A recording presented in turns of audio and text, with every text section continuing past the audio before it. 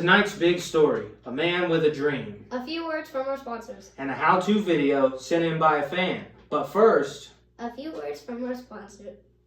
Savvy Aquatics, LLC, where we hope to serve you one day. But for now, we don't.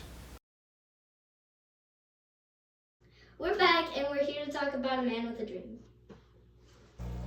Yeah, this is a dream. One that made me put the pH in poor because I just spent my whole life savings on a bunch of fish tanks. At least you don't have a wife and kids. No, I have those too. Talk about sleeping in the doghouse. Sheesh.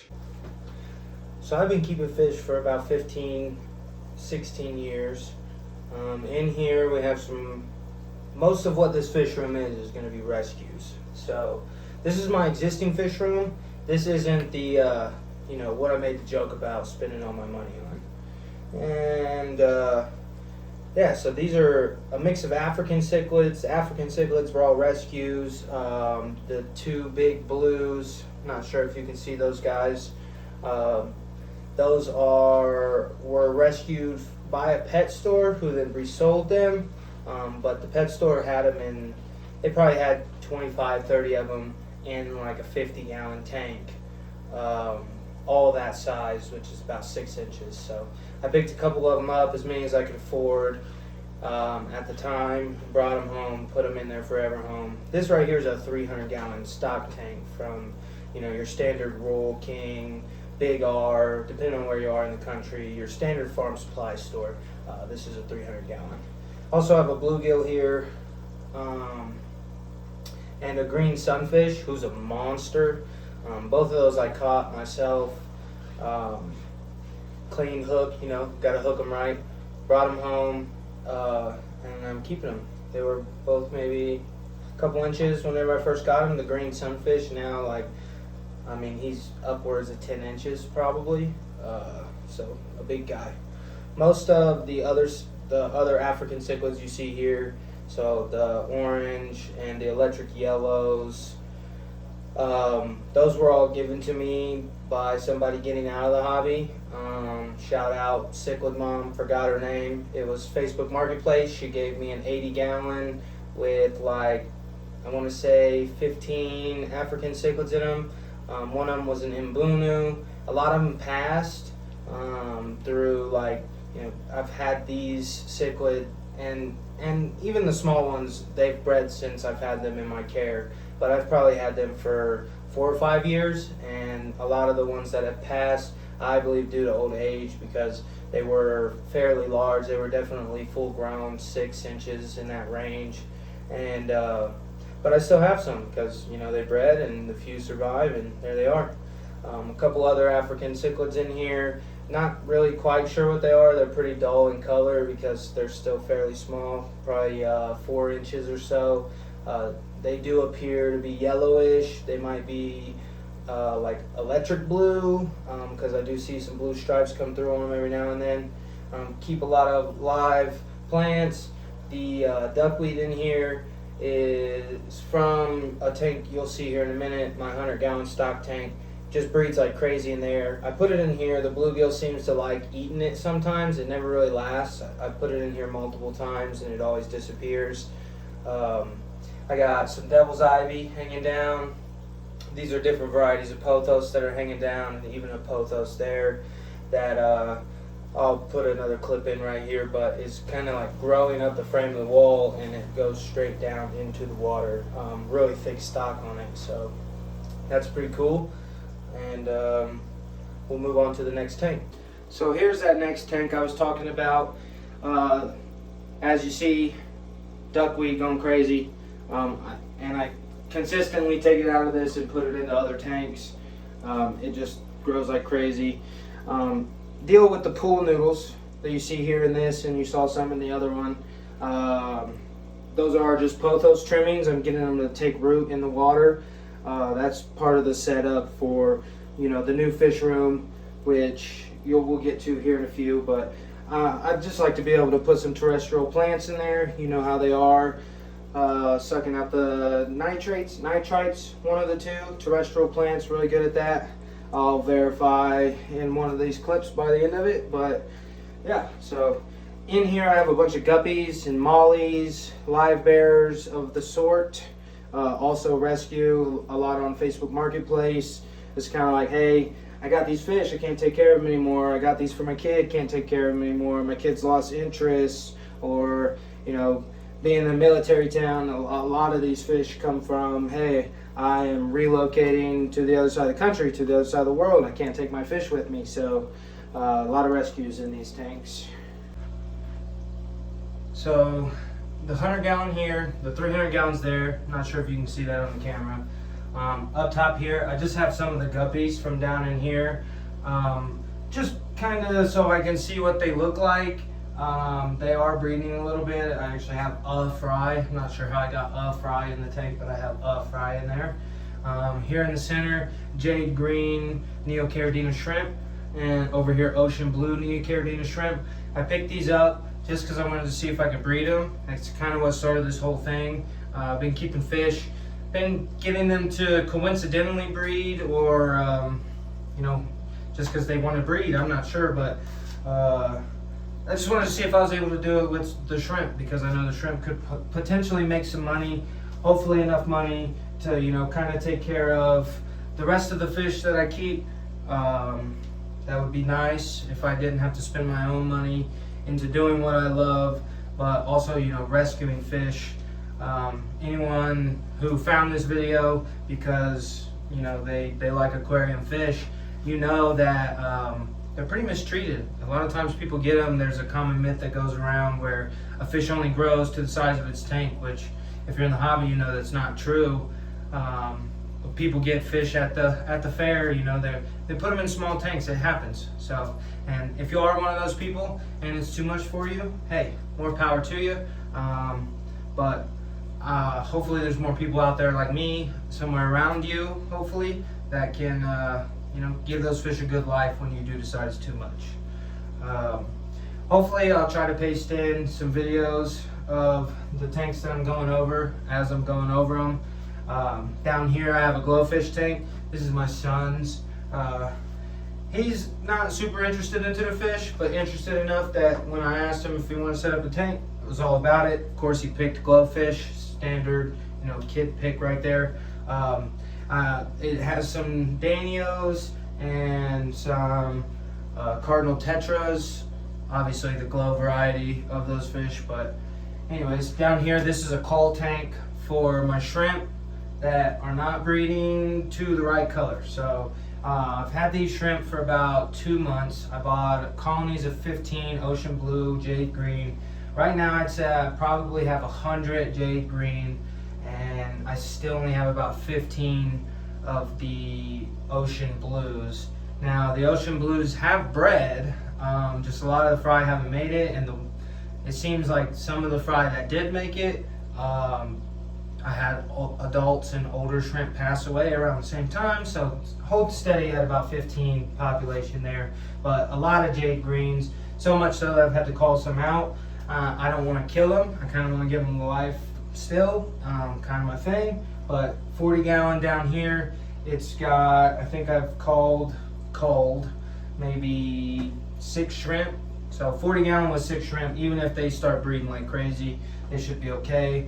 If worse comes to worse, I'm not totally against the cycle of life taking place, so maybe we'll use some of these culls as feeder shrimp for the monster tank or the cichlid tank. I call it the monster tank. Just there's one monster. That green sunfish is a monster. He's staring at me right now. But yeah, any of those African cichlids. I've done the same thing with the guppies as well, because population control, they breed like crazy. I've thrown some in there, and most of the fish in there will eat them. So that's what we have in here. So let's go ahead and take you to the next spot. Right, so in here, this is a husky shelf. I want to say 77-inch, something like that, from Home Depot. I've cut some plywood to go onto the shelves. It comes with this wire mesh that you can actually see here. We'll get to that in a minute. But I am kind of sort of trying to make some clips, so be sure to check me out on YouTube, like and subscribe. I'll put one of those like and subscribe YouTube things right here. Yeah, so anyways, this will fit. It had to be these Imagitarium 10-gallon tanks. For some reason, Petco carries these. They're 10.1 inches across. They're in there long ways. Most 10 gallons are about 10.5 with the frame here. So these with the frames, you know, that's a cheaper option. Still a little bit thinner this way, so I could fit 7. And it fits 7 really close. And then it's gonna fit 7 here, 7 there, 7 there. I have some other things here that, you know, if you watch the YouTube video, I'll get into that. But yeah, so I'm gonna plumb it in. It's gonna have a drain system. I'll go through how all that works in the video. I did buy rolls of PEX because, you know, I'm a little bit cheap. Hence, that's what this is over here. I'm using zip ties and one of those wire things to straighten out these rolls and get some straight pipe. Sneak peek at the video. I made a custom light stand up there. I'll insert that clip right here.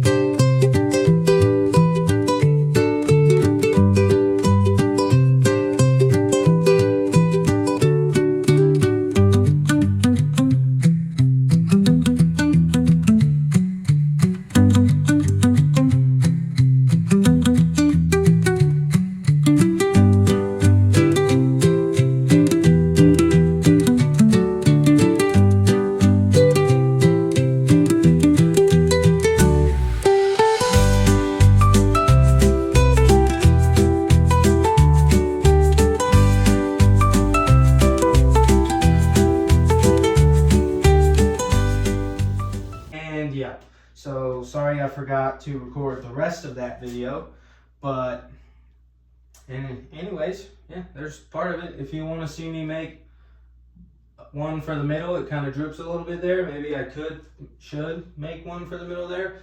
Leave a comment. I'll make one there. Anyways, so yeah, the new fish room here.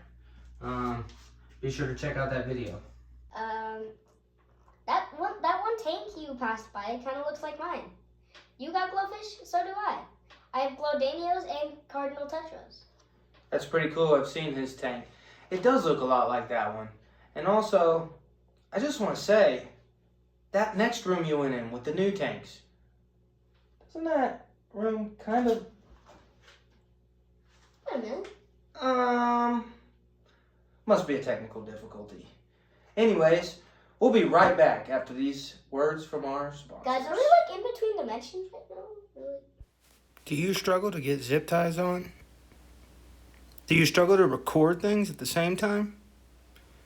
How about hang a light and zip tie and record things at the same time? Well, so the fuck do I. Call us now. And we're back. You may have noticed my co-host is gone. Something about school night, putting the kids to bed. Not really sure, but it does happen frequently around this time of day. That being said, I think we're on to our last part of the video today. It's a video sent in by a fan. A how-to DIY sort of video. Didn't really give us much on top of that, so let's just jump right into it.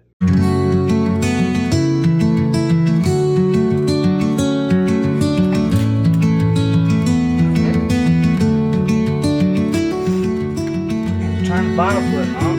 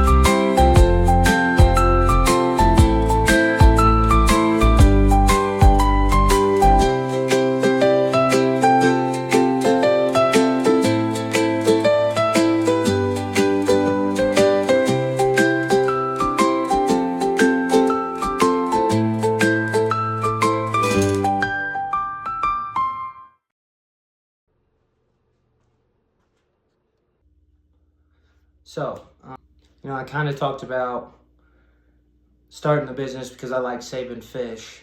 The business is called Savvy Aquatics LLC, which is, my wife's name is Savannah.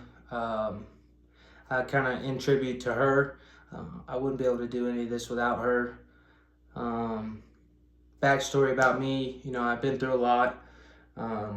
For better or for worse, that made me an alcoholic for about 8 years. And I've been sober for about 8 weeks. So I wouldn't be able to do that if it wasn't for her. And if I hadn't done that, I don't think I'd be doing this. It's kind of just wasting my life away. And here we are. We're trying the damn thing.